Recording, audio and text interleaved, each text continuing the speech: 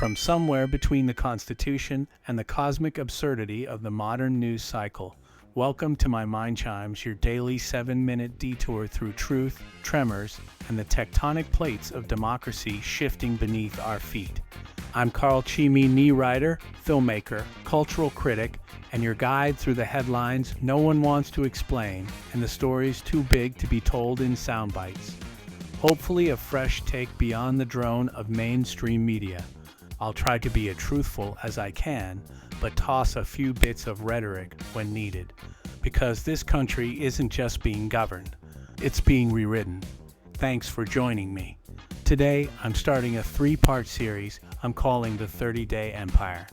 I'll be exploring the real authoritarian power in our so-called democratic republic, who puts the rat in authoritarian power, if you will. The soft power of hard rules, how the presidency controls the state through agency rulemaking. In Washington, law is the headline, but rule is the footnote that changes your life. Presidents may struggle to pass laws through a gridlocked Congress, but they don't need to rewrite statutes to rewrite reality. Instead, they turn to the federal agencies, the alphabet soup of the executive branch, to reshape society, economy, environment, labor, education, and civil rights by changing the rules that interpret those laws. This is the quiet power of the presidency, not legislative, but administrative, not glamorous, but transformational. The administrative state, born of law, ruled by policy.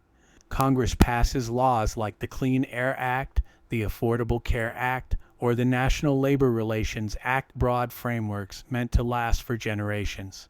But these statutes are written in general terms. It is up to federal agencies like the EPA, HHS, or NLRB to write the fine print. That fine print, known as administrative rules or regulations, is what governs the real-world implementation of law. Who controls the agencies? The president. Who writes the rules? Political appointees chosen by the president.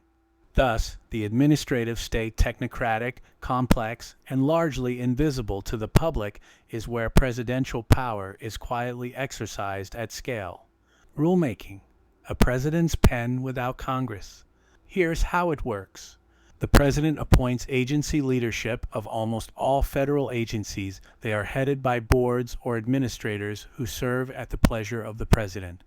Boards like the National Labor Relations Board, NLRB, are explicitly partisan. 3 members from the president's party, 2 from the opposition. These boards function like courts within agencies, and they vote on rule changes, decisions, and enforcement policies. Notice and comment periods rule changes follow the Administrative Procedure Act (APA). A proposed rule is published in the Federal Register, and the public has at least 30 days, often longer, to comment. Agencies are required to consider these comments, but not obey them. Final rule issued with force of law. Once finalized, the rule has the force of law.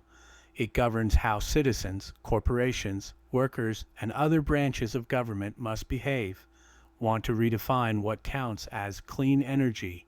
The rule can do that. Want to narrow civil rights enforcement? The rule can do that too. Legal challenges. The illusion of checks.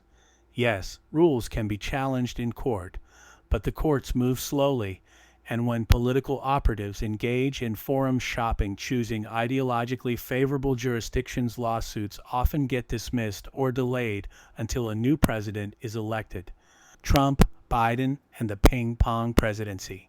Donald Trump 2016 didn't pass sweeping legislative reform. He didn't need to. Through rule changes, his administration redefined asylum standards via DHS and DOJ, narrowed EP and climate regulations, loosened labor protections under the NLRB, weakened Title IX interpretations at the Department of Education.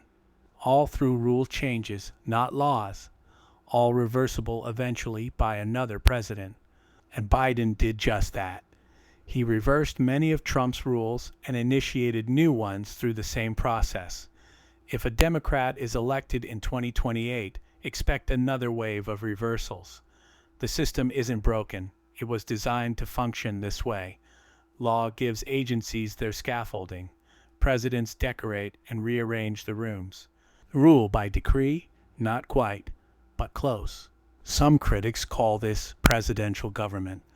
Others say it's rule by regulation, an American version of soft autocracy. Either way, it's a far cry from the Schoolhouse Rock version of how government works. This rule-based power is fast compared to legislation. Low visibility, most Americans don't know it's happening. Deeply impactful, it shapes the air we breathe, the wages we earn, the water we drink. But it's also precarious. Rules can be reversed just as quickly. Politically polarizing as every new president swings the pendulum. Litigation prone, but rarely halted in time. The rule war is the real war. Every election isn't just about who writes laws. It's about who writes rules, the real governing text of American life. The drama of Congress distracts us. The Supreme Court dazzles us. But while we argue over constitutional law, the rule book gets rewritten every day. The presidency isn't just a bully pulpit. It's a full editorial board, publishing the instructions for how America operates. So this coming week, I'm going to go through all the authoritarian rule changes done by both Trump and Biden. Just so you know, Congress is just a money pot. The agencies are where rules change laws and will.